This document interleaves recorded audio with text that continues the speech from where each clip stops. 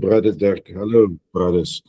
Uh, I want to share with you, as Dirk said, something that the Lord has been pressing in my heart in the last few weeks, mainly due to circumstances I've been put into, but also about disciple making, that Kingfisher reckons this is the one single most important contribution we want to make to the kingdom of God with all of you. What is the foundation of disciple making? What do we do when we don't only follow Jesus himself, but when we want to disciple others? What is the deepest, the very deepest roots of what we call disciple making?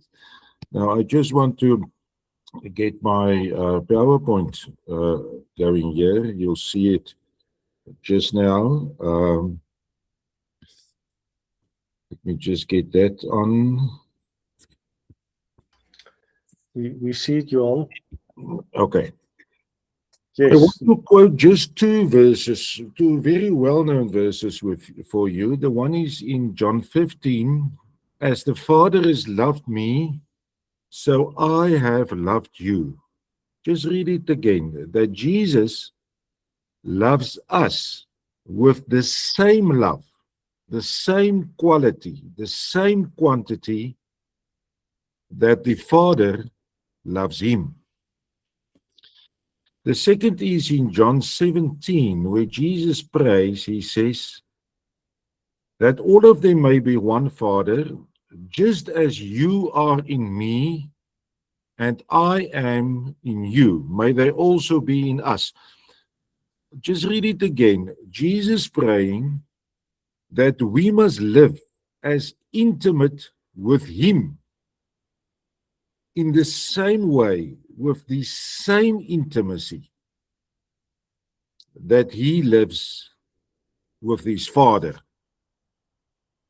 Now, if you draw this picture, the Trinity, can you imagine, based on the verses we just read, what the quality of love, of unconditional love must be that flows between the Father and the Son and the Holy Spirit? Not only the love that flows there in the Trinity, but the intimacy that flows between these three beings, the intimacy and the love. And based on these two verses, what I think, what the Spirit revealed to me, is that I, as an individual, when I answer yes to Jesus' call, follow me, I am invited into the flow of love and intimacy that flows between the Father, the Son, and the Spirit. Might just say that again, please. I'm not invited in the first place to go to heaven. I'm not invited in the first place to go to church, to pray feverishly, to tithe, to support the programs of the church. Yes, all of those things are important. And all of those things that I mentioned can be and must be containers for what? For or to share the intimacy, to experience the same intimacy and love that flows in the Trinity. That is the real invitation when he says, become my disciple. Can I summarize this? I am invited to share in the love of, in the life of the Trinity. A second of 3 points. Friends, I want to encourage you with this picture. Have a look at it. It's not tonight. It's not only you up against the challenges of your life. It's not only you limited to your resources and your skills and your cleverness, your clever mind that must face the challenges of life. It is you inside from a position inside the Trinity itself. 2 weeks ago, I was visiting a friend of mine. He's staying 800 kilometers from where I stay.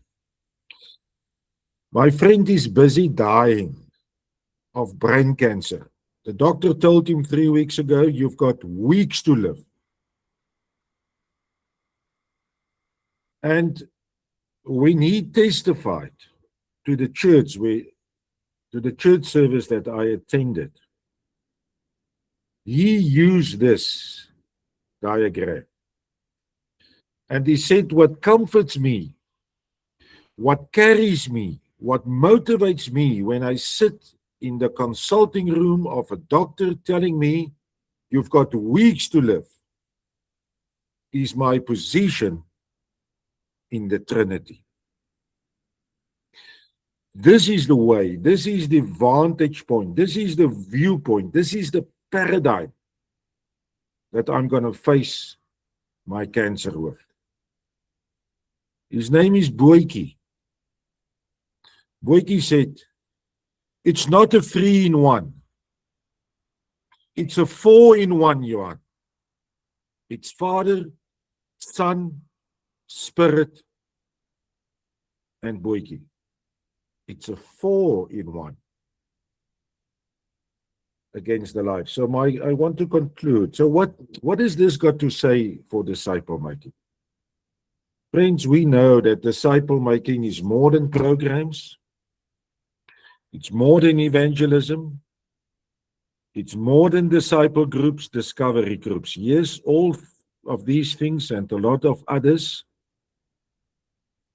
are containers. But to make disciples is to allow the Trinity to live his life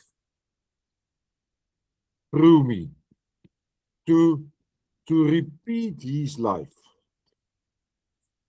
through my life, to be available to him, to the Trinity, every moment,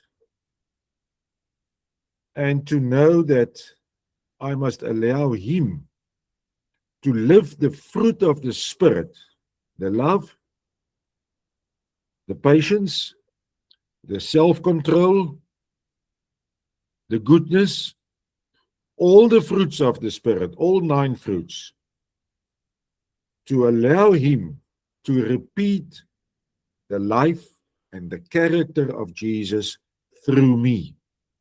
And that is how disciples must be made. It's not my disciples, we know that. It's disciples of the Trinity. And that's why we say disciple making is a lifestyle. And I think with that I end. This is what the first church in Acts succeeded in. Their testimony was not a sermon. Their testimony was their ordinary lives. And they were so drawn and aware and purposefully living inside the Trinity that the church grew like it never grew before. The danger is that we take disciple making out of this triangle. And then it becomes programs. And then we make Christians, but not disciples. This is 2 things. This is the invitation to you tonight. In a new way, come and spend your life here. But this is also the responsibility that we have, to get out of the way and to allow the Trinity, actually the 4-in-1, to make disciples. Thank you. Thank you. Thank you, brothers. Thank you for the opportunity to share what I think the Spirit laid on my heart. Thank you so much, Johan. It really touched me, and I believe every one of us, because it's the life of Christ in us with all his love and all his being that needs to flow through us to other people. And I just want to thank you for reminding us all this evening about that. And thank you that you shared that from your heart. I know it comes deeply from a deep place in your heart with your own focus and own struggle, because you are saying goodbye for a very good friend. So may the Lord be with you in a most powerful way regarding that, and may what you shared with us be true of all of us. Thank you for reminding us about that. Can I maybe ask just one or two people if you have a question for Johan regarding what he shared with us? Then you are very welcome. Maybe you have something to say on that, then you are welcome to, but not too many, please. But if it's on your heart burning, you're welcome to share. Please just remember to switch on your microphone.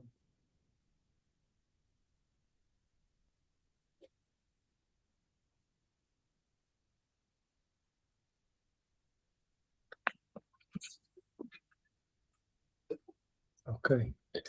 Brother Johan, because you shared that with us, and that is the invitation and it's a responsibility, as you said.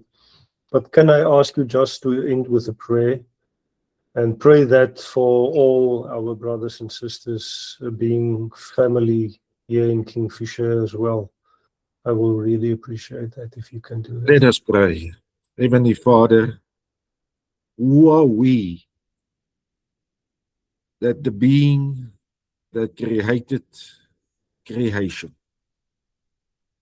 who created millions of galaxies of stars, who created each one of us, who sent each one of us as heavenly beings to have an earthly existence, and who promise us that if we follow you, we will return home again one day. Who are we that you invite us to share your life? Who are we that you think we can be channels of the intimacy and the love and the power? Lord, I'm reminded just now that you say in Ephesians the same power that you raised your Son with will flow through us. Lord, on this screen of mine tonight, there are so many people in difficult situations, people without solutions.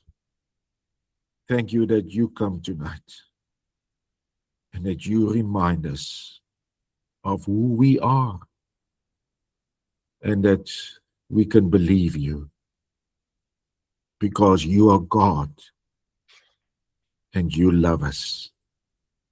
I pray for each one on this screen tonight. I pray that you will bring peace, that you'll bring solutions, that you'll bring comfort, Lord, and that you will make a multitude of disciples through us, because we are prepared to die to ourselves and allow you to be the Trinity in our lives. I pray this in the name of Jesus. Amen. Amen. Amen. Amen. Amen. What